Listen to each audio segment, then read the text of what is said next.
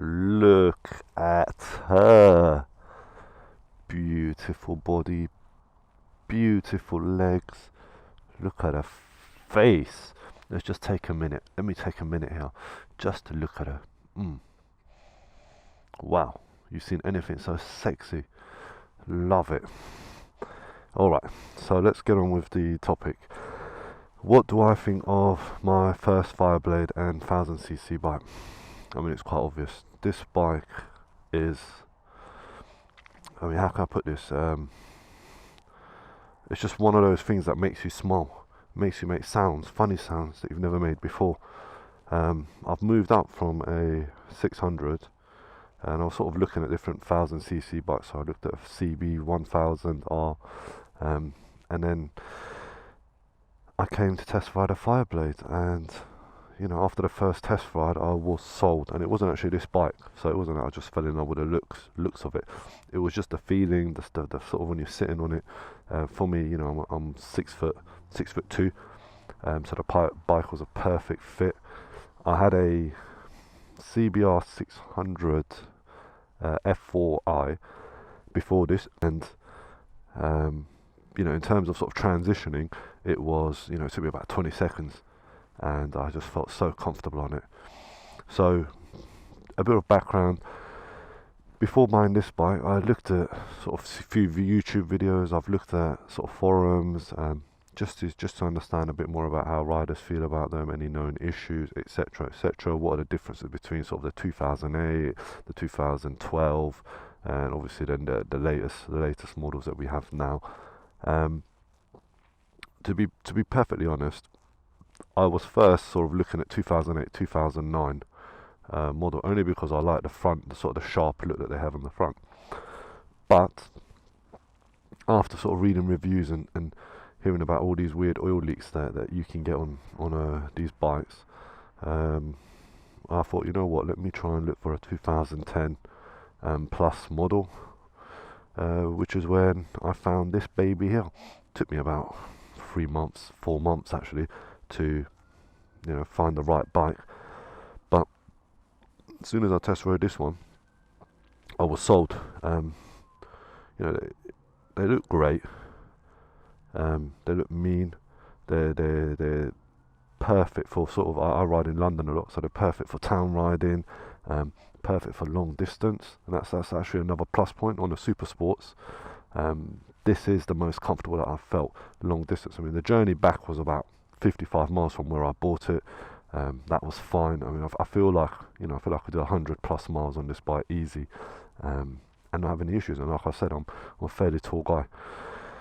If you're on the shorter side, I'm not sure how this would work out for you. If you're sort of, I don't know, 5'8",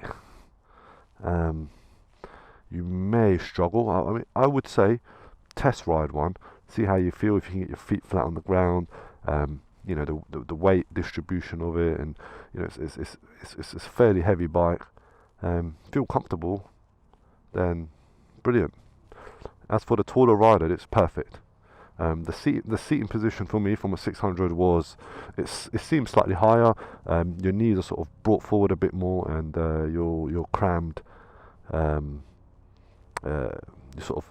They're crammed nicely against the tank pad. They're nice and firm, so perfect. Okay, so I'll give you a quick tour of it. I mean, I'm sure there's 101 YouTube videos out there reviewing the 2010 model, and I've looked at, you know, I was a bit sad, I sort of looked at all of them anyway, so I'll give you a quick review of my one. So couple of the differences, especially from the 600, that I love, is that when you switch it on, you get these parking lights that come on here. I know you probably won't be able to see it now in the light. You get those parking lights. You've got the indicators obviously in the mirrors, which is perfect. These mirrors are nice and firm, and they fold up, you know, which is great. When you're riding, the visibility behind you is really good with these mirrors. They're just the right angle, and you know, you can adjust them sort of up, down, in and out as you want. The exhaust I've got is the Yoshimura exhaust. Now this bad boy here can make some serious noise. Sort of on a sort of low rev, it sort of gives you that a nice, and I'll demo it in a minute, but it gives you a nice sort of gurgling sound. On the high rev, it gives you that racing type sound. It's just unbelievable. And I don't know, I'm sure it adds a little bit to the performance of the bike as well. Absolutely love it. Sort of, I was a bit stingy back in the days when buying exhausts, and you know, trying to look for the £100, £200 deals on eBay. Which, to be fair, look, if that's your budget, that's your budget. But this exhaust actually came with this bike, and you know, I think these exhausts are about 500 plus quid. So for me, now I understand why people would spend £500 on an exhaust, because it is just beautiful sounding. I haven't done much of this bike actually. I've you know, it's come more or less how you see it. All I've done is I've chavved it up a little bit. I've put some Honda stickers on the wheels, only just to break up the black. Otherwise it was real stealth black. So, which is not a bad thing, but black is not the best colour bike to ride if you want to be seen. So I'll give you a quick demo of the dash, which is just lovely. So you've got this nice smallish type dash with the digital speedometer. You have a hazard button on this bike, so you can see where the indicators flash on the left and right. It's just lovely the way it's done. Well, let's turn it on. No, that's the exhaust. I'll try and get down so you can hear it.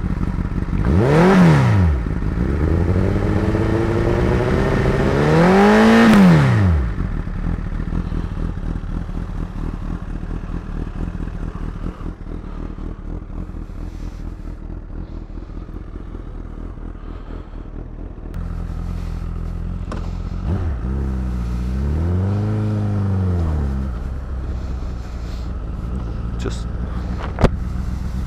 feels solid, feels really comfortable. Again, if you've had a CBR sort of 600, you know, you won't feel much in the way of positioning, etc.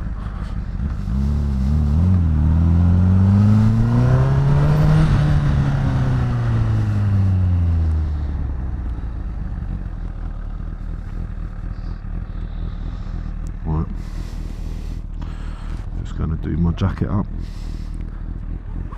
get on the roads.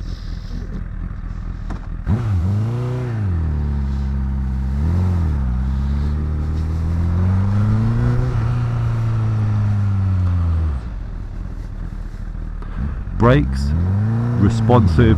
The rear one I feel is a little bit less responsive, but then it's sort of a heavier bike compared to my 600. You know, it's a little bit less responsive. Generally though, with a bigger bike, I'm sure you'll be sort of using your front brakes a lot more than the rear ones. So I'm just used to using my rear ones.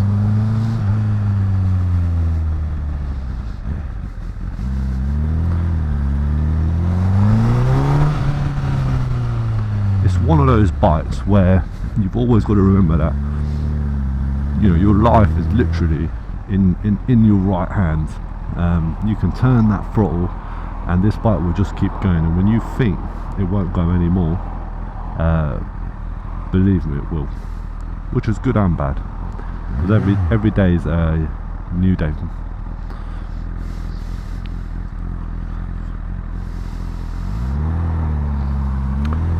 See how she stalled? So that's the Shaba effect, you know. It's either that or she just was taken aback by the beauty of my bike.